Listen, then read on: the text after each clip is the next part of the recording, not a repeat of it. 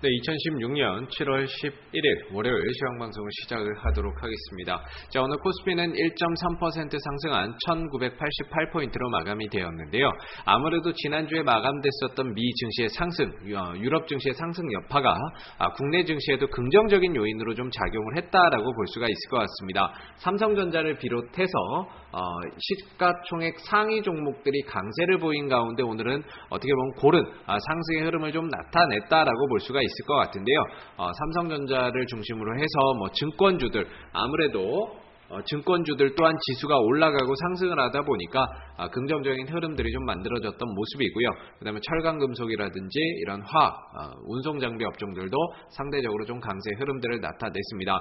오늘 수급을 보시게 되면 외국인들이 상당히 좀 강하게 유입이 되는 그런 모습들을 좀 나타냈는데, 잘 보시면은 오늘 외국인들이 매수한 이런 흐름들을 좀 보시게 되면은요. 잠시만요. 자, 요건데.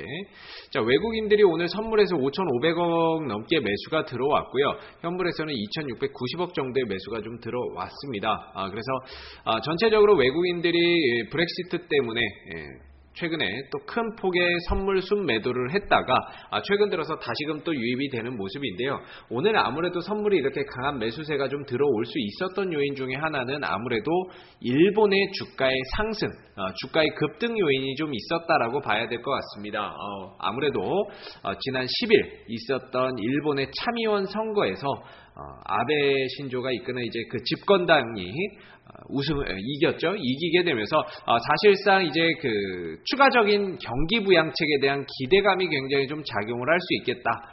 라는 부분들이 오늘 일본 증시를 상승으로 이끌었고, 일본 증시 상승이 우리나라 증시에서도 일단은 외국인들 선물 매수로 좀 이어지게 되면서 긍정적인 효과를 좀 발휘를 했다라고 봐야 될 것 같습니다. 그래서 오늘 상승 마감은 됐지만 과연 이제 추가적으로 상승시킬 만한 동력, 추가적인 동력이 있느냐라는 질문에는 7월 어닝 시즌 한 달 동안에는 추가적인 상승은 상당히 좀 제한적일 수밖에 없겠다라는 생각이 들고요. 여기를 돌파한다 하더라도 추가적인 상승은 상당히 좀 제한적일 것 같은데, 대체적으로 위로는 2000, 아래로는 1900포인트 사이에서의 박스권 흐름들이 만들어지지 않을까라는 생각이 듭니다. 그리고 어닝 시즌 기업들의 실적 발표가 계속해서 줄지어서 발표가 되고 있기 때문에 기업들의 실적을 좀 확인하고 가려고 하는 이런 심리도 조금 더 강할 것 같고요. 지난주 금요일날 발표를 했었던 LG전자 실적 발표가 좀 있었죠. 그리고 실적 발표하고 나서 오히려 좀 떨어지는 그런 모습들이 나타났는데 예상치에는 부합하는 모습이었습니다. 그래서 크게 올라가지도 떨어지지도 않고 그냥 박스권 횡보의 흐름들을 좀 나타냈었던 만큼 7월 어닝 시즌 기업들의 실적 발표를 앞두고는 시장이 크게 가는 것을 기대하기는 사실 힘들지 않나라는 생각이 듭니다. 그래서 제한적인 박스권 흐름 내에서 흘러가다가 3분기 실적 개선 기대감이 있는 종목들로 하여금 저점 매수가 어느 정도 좀 유입될 가능성을 기대를 해봐야 될 것 같고요. 반면에 이제 코스닥 같은 경우는 일단은 올라가기는 했습니다. 코스닥도 0.6% 상승 마감이 됐는데, 아무래도 여기에 이제 코스닥의 주도주가 없다라는 게 좀 흠이죠. 셀트리온이라든지 그 다음에 게임이라든지 그 다음 카카오라든지 시장을 끌고 갈 만한 주도주가 없다라는 게 굉장히 좀 흠이면 가장 큰 흠이다라고 볼 수가 있을 것 같은데, 이런 대형주가 끌고 가는 장세가 아니다 보니까 결국에는 중소형주 중심의 순환 테마 장세가 오늘도 만들어지는 하루의 흐름들이었습니다. 그래서 오늘도 이제 방산주들이 탄력 있는 모습들을 좀 나타냈었고요. 방산 관련주들이 탄력 있는 그런 모습들을 좀 나타냈었고, 그 다음에 홈센터라든지 이런 종목들, 그 다음에 이 대구공항 때문이죠. 홈센터라든지 이런 종목들 같은 경우에는 이제 이런 이야기가 좀 나왔다라고, 그래서 홈센터가 이제 박근혜 대통령의 대구공항 통합 이전 추진 언급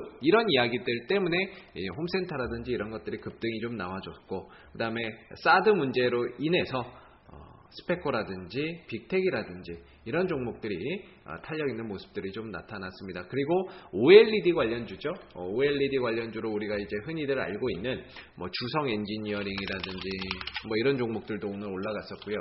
덕산 네오룩스라든지 이런 종목들도 상승 흐름들을 보였고 원익홀딩스 이런 종목들도 상승의 흐름들을 나타냈습니다. 그리고 뭐 비아트론, 테라, 세미콘 등도 강세의 흐름들을 나타냈는데 지금 시장은 여러분들이 보시다시피 이런 순환 테마 장세입니다. 지난주 같은 경우에는 전기차 관련주들이 굉장히 강하게 갔었죠.